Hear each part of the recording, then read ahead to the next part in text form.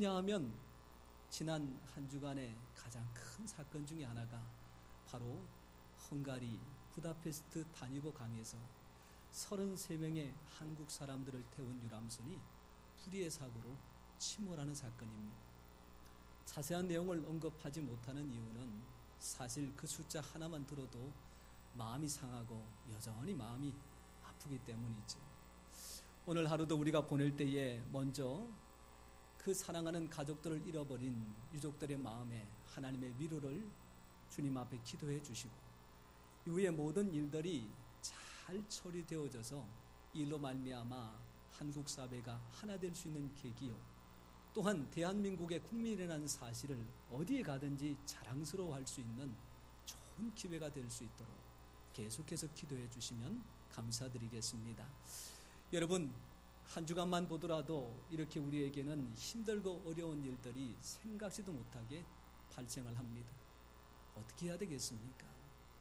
다른 사람의 일이기 때문에 위로할 수가 있고 안타깝다 그럴 수가 있는데, 우리 앞에 펼쳐진 일들이라면 이런 문제를 어떻게 감당하고 극복하는 것이 신앙인의 모습이요 지혜로운 삶일까요?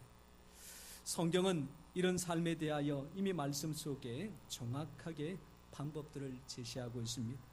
야고보서 5장 13절 보니까 너희 중에 고난 당하는 자가 있느냐? 그는 기도할 것이요. 즐거워하는 자가 있느냐? 그는 찬송할지니라. 여러분, 고난을 당했다. 제일 먼저 뭘 해야 될까요? 기도하는 겁니다. 이 기도라는 것은 사람을 찾는 것이 아니라 하나님을 찾는 겁니다. 하나님을 찾는 이유는 내가 감당할 수 없기 때문에 하나님 도와주십시오 라고 하는 간절한 바람이지.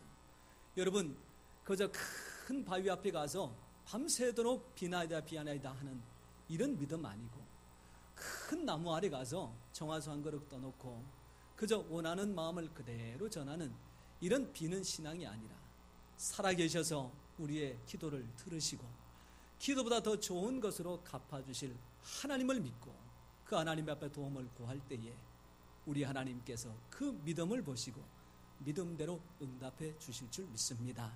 여러분, 고난을 만났다 기도해야 될 일, 즐거운 일을 만났다 자랑하기 전에 먼저 찬송할 일입니다.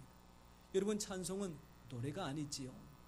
가스펠 복음송이라 그래서 서로 믿음을 격려하고 신앙 가운데서 하나 되기 위한 가사로 만들어진 노래가 있는가 하면, 오늘 우리가 예배 시간에 드리는 찬송가처럼 제일 마지막에 아멘이라고 하는 고백을 통하여 하나님 영광을 받아 주시옵소서, 나의 신앙과 믿음의 고백입니다 라고 하는 찬송이 있습니다.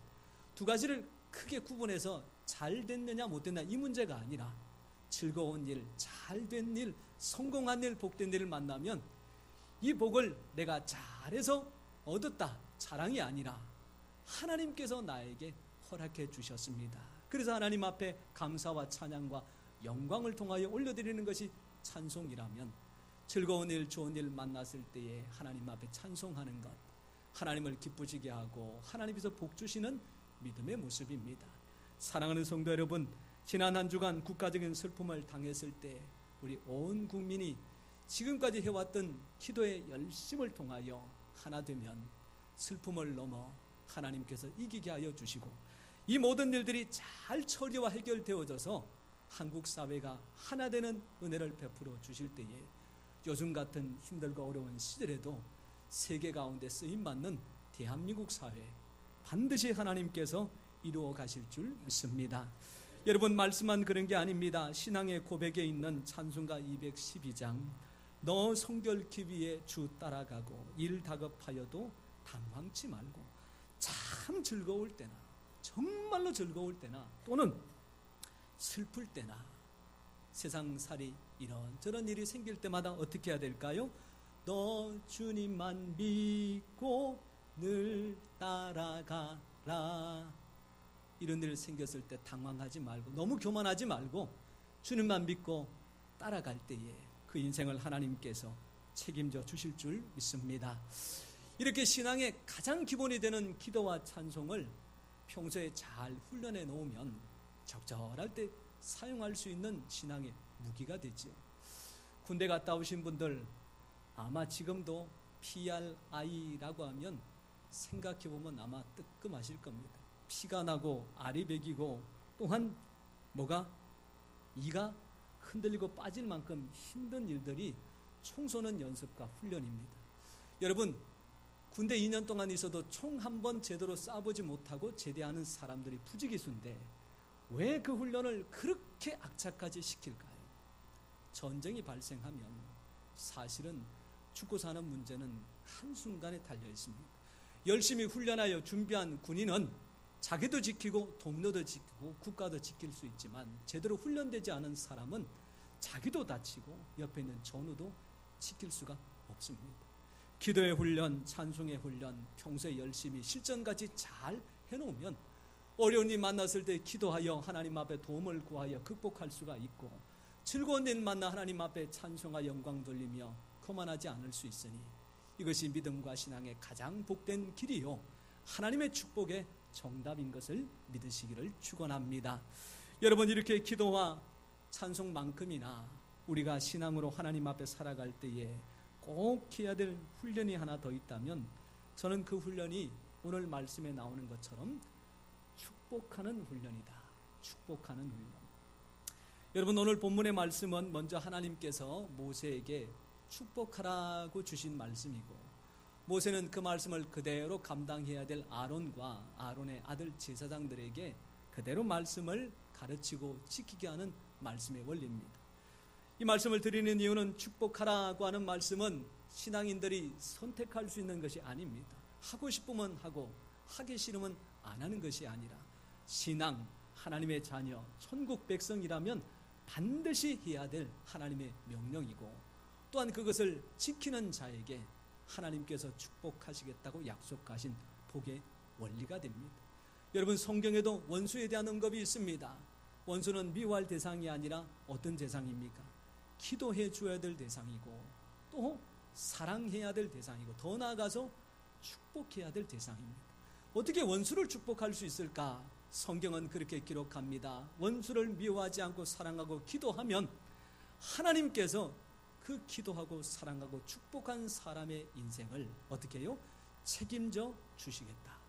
사랑하는 성도 여러분, 그를 위하여가 아니라 하나님께서 나를 위하여 원수조차도 사랑하고 기도하고 축복하라 하셨으니 그 말씀을 지켜 축복하는 그 사람에게 하나님께서 합당한 축복으로 더하여 주실 줄 믿습니다.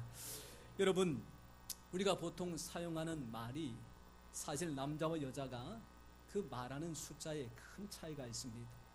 한번 여러분들에게 말씀을 나누기 전에 그래도 근거는 있어야 되겠다 싶어서 여러 가지로 조사를 해보니까 이게 나라마다 차이가 좀 있는 게 미국 같은 나라는 남자와 여자의 말하는 하루 말하는 단어의 숫자가 별반 차이가 없는 것으로 나왔습니다.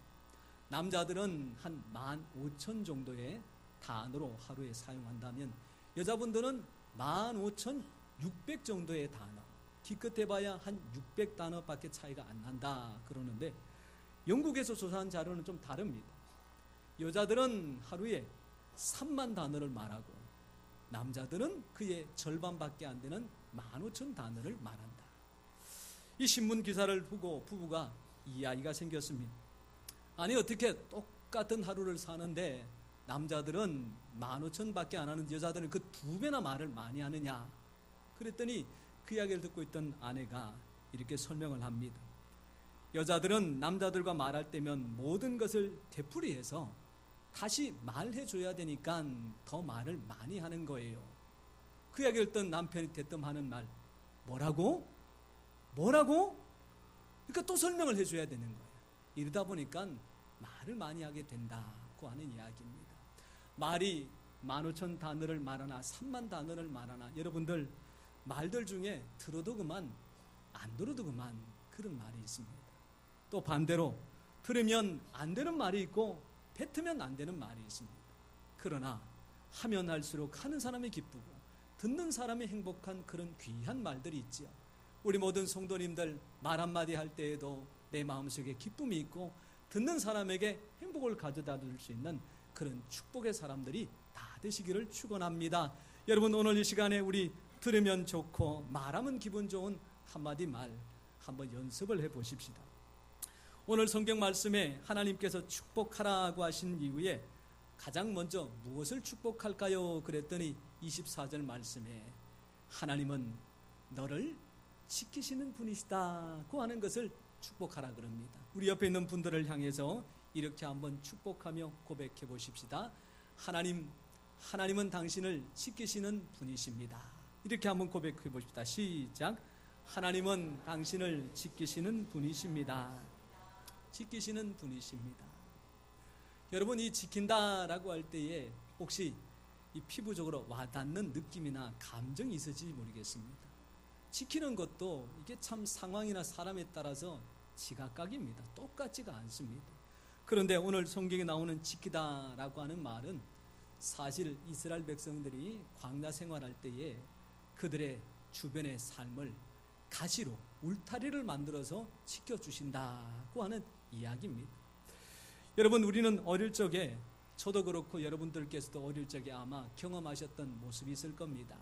블록으로 싸든 벽돌로 싸든 좀 괜찮게 사는 집의 집은 그렇게 담벼락을 사람 키높이보다 높이 쌓은 다음에 거기다가 어디서 구했는지 병을 깨뜨리고 날카로운 부분들을 하늘을 향하여 이렇게 박아서 심어 놓습니다. 그걸로 그치지 않고 날카로운 창살을 군데군데 넣어가지고 함부로 넘지 못하게 하죠. 그리고 그런 집에 들어갔다가는 사람 많은 셰퍼드가 있어가지고 낯설면 짖고 물어서 도둑을 쫓아내기도 합니다. 그런데 사실은 부유하지 못하고 담벼락을 쌓을 만큼 넉넉하지도 못한 가난한 집에는 담벼락이나 또한 깨어진 유리나 쇠창살이나 셰퍼드나 이 모든 것들을 한꺼번에 해결할 수 있는 것이 있었으니 그게 뭡니까? 저희 동네에는 탱자나무가 있었습니다. 탱자나무. 여러분, 탱자나무에는 뭐가 제일 많습니까? 가시가 많습니다. 이 가시는 장미 있는 가시보다는 훨씬 더 크고 훨씬 더 방향성이 없어서 함부로 들어갔다가는 온통 얼굴과 몸이 찢겨가지고 상처나기 마련입니다. 집 주변으로 가시덤불을 이렇게 쳐놓으면 짐승도 들어오지 못합니다. 도둑도 함부로 들어오지 못합니다. 아무것도 아니지만 그 가시로 울타리를 만들어 놓으면 짐승도 대적도 다 물리칠 수 있는 것이 사실은 그 울타리 아니겠습니까? 이스라엘 백성들이 광야에서 생활합니다. 집은 기껏해야 칼로 한번 찌 꺼면 찢어지는 천막 텐트에 불과하고 광야에 온통 천막을 치고 200만의 사람들이 몰려 있으니 그 주변에는 사방팔방으로 다 뚫려져 있습니다. 그러니 뒤에 몸이 약한 사람들이 머물러서 있는 천막에는 아말렉이 쳐들어가지고 해코지하고 뺏어가고 두들겨 패니 이게 사실 엉망진창인 거죠. 그럴 때 어떻게 해요? 하나님께서 가시로 울타리를 만들어 열려져 있는 이 모든 곳에 보호막을 쳐주시니 우리가 그 안에서 참된 위로와 평강을 누릴 수 있습니다 라고 하는 것이 오늘 말씀의 고백입니다. 사랑하는 성도 여러분, 약한 자는 약한 자대로 하나님께서 이와 같은 방법을 동원하여 우리의 인생과 가정 삶을 지켜주신다는 사실을 반드시 믿으시고 하나님을 끝까지 의뢰 신뢰하시는 우리 성도님 되시기를 축원합니다. 여러분, 다윗은 하나님의 지키심을 고백하는 표현이 둘러 진치고 나를 지키신다라고 하는 표현으로 고백합니다. 다윗의 인생 가운데서 가장 큰 대적이라고 치면 골리앗이 아니라 사실은 사울입니다. 대적임에도 불구하고 칼로 해코지할 수가 없고 함부로 대할 수가 없는 것이 첫 번째로는 사랑하는 자기 아내의 아버지이기 때문에 그렇습니다. 그리고 그보다 더 중요한 것은 하나님께서 기름 부어 세우신 사람이기 때문에 그렇습니다. 그런데 문제는 손 하나 까딱할 수 없는 그 사울이 군사 3천을 거느리고 다윗 하나를 잡기 위해서 10년 동안 이 유대를 이잡듯이 헤집고 다닙니다. 그러던 어느 날 다윗을 쫓아 10이라고 하는 광야에 와서 그 3천 명의 군사가 주둔하고 있다는 소식을 듣고 다윗이 그 형편과 처지를 살피기 위하여 정탐을 하러 갔다가 이런 광경을 거기서 목격하게 됩니다. 다윗이 일어나 사울이 진친 곳에 이르러 사울과 내레 아들 군사령관 아브넬이 머무는 곳을 본즉 사울이 진영 가운데 누웠고 백성은 그를 둘러 진쳤더라. 이 다윗이 가서 형편을 보니까 저기는 누가 보더라도 사울 왕의 천막, 사울 왕의 거주지입니다. 근데 그 주변에 아브넬 같은 군사령관들이 주변을 둘러싸서 지키고 있고, 그 주변은 어떻게 해요? 3천이나 군사들이 뺑 둘러서서 진을 치고 있으니 다윗이 사울을 어떻게 해요? 해코지하려고 해도 할 수가 있을까요? 없을까요? 없다는 얘기입니다. 이것을 경험한 다음에 다윗이 자기 인생 가운데서 동일하게 고백하는 내용이 시편 34편 7절 말씀. 여호와의 천사가 주를 경외하는 자를 둘러 진치고 그들을 건지시는도다. 사랑하는 성도 여러분, 사울을 지키는 사람은 사람의 군대입니다. 다윗을 지키는 군대는 누구의 군대일까요? 하나님의 군대입니다. 하나님의 군대와 사람의 군대가 싸웠습니다. 누가 이겼습니까? 하나님의 군대가 이깁니다. 그래서 성경은 사무엘하 3장 1절 말씀에 사울의 집과 다윗의 집 사이에 전쟁이 오래매 다윗은 점점 강하여 가고 사울은 점점 약하여 가니라. 둘러 진친 하나님의 가정, 하나님의 사람들, 비록 대적이 많아 날마다 상처투성이로 살아간다고 할지라도 시간이 가면 갈수록 대적들은 망하게 하시고 하나님의 사람은 승리케 하여 주셔서 주님의 영광을 나타내는 도구로 사용하여 주실 줄 믿습니다. 사랑하는 성도 여러분, 지난 한 주간의 우리의 삶을 다시 한번 돌아보실 때에 이런저런 어려움과 환경 가운데 내몰렸으나 오늘 이렇게 우리가 두 발로 주님 앞에 나와서 예배 드릴 수 있는 것, 주께서 천사를 동하여 우리를 둘러 진치고 가시덤불 같은 완벽한 모습으로 우리를 보호하여 주심인 줄 믿으시기를 축원합니다. 여러분, 이렇게 우리를 지키시는 하나님은 또한 우리를 업고 인생길을 걸어가시는 분이시다고 하는 말씀이 성경에 있습니다. 한 사람이 꿈을 꾸는데 그 꿈 속에서 감사하게도 예수님을 만났습니다. 그래서 그 예수님과 함께 오손도손 도란도란 이야기를 나누는데 지나온 모래밭길을 보니까 그 모래밭길에 하나는 예수님의 발자국, 하나는 자기의 발자국. 그래서 예수님께서 하시는 말씀이 보아라, 내가 너와 함께 인생의 길을 걸어왔지 않느냐. 예수님 고맙습니다. 그러는 순간 지나간 그 어디쯤에 발자국이 두 개가 아니라 하나밖에 없는 것을 발견하게 됩니다. 저 때가 언제였을까 생각하다 보니까 자기가 인생길 가운데서 가장 힘들었을 때, 손가락 하나 까딱할 수 없고 7번 넘어졌는데 8번째 일어날 힘조차도 없어서 그저 철퍼덕 엎어져 있을 때, 예수님 그때는 왜 저를 떠나셨습니까? 그럴 때 예수님 하시는 말씀이 그 발자국은 너의 발자국이 아니라 나의 발자국이란다. 네가 엎어져 손가락 하나 깜딱하지 못할 때 내가 너를 업고 그 험한 길을 걸어왔단다. 사랑하는 성도 여러분, 성경 이사야서 46장 3절 말씀해 보니까 야곱의 집이여 이스라엘의 집에 남은 모든 자여 내게 들을지어다. 배에서 태어남으로 내게 안겼고 태에서 남으로 내게 업힌 자여. 사랑하는 성도 여러분, 하나님께서 우리를 인생길을 걸어가실 때 때로는 업고 가신다는 사실을 믿으시기를 바랍니다. 여러분, 성인이 되었으니까 사실을 누군가에게 업힌다는 것 별로 경험을 못합니다. 그런데 오늘 이 자리에는 아무도 그런 분이 계시지 않겠지만 술을 과하게 먹고 나면 건장한 성인도 때때로는 업혀야 될 때가 있습니다. 여러분, 술이라는 것은 여러분들은 전혀 모르시겠지요. 제가 간접적으로 들은 이야기는 처음에는 사람이 술을 먹고 그 다음에는 술이 술을 먹고 그 다음에는 술이 사람을 먹고 그렇게 되면 네 글자로 뭐가 됩니까? 인사가 불성이라. 사람도 알아보지 못하고 전봇대를 붙잡고 씨름하지를 않나. 옆에 있는 차의 문을 열었다 닫았다 하면서는 자기 집 들어가는데 왜 자꾸 불이 켜지냐. 뭐 사실 이런 것들을 종종 가끔 보게 되지.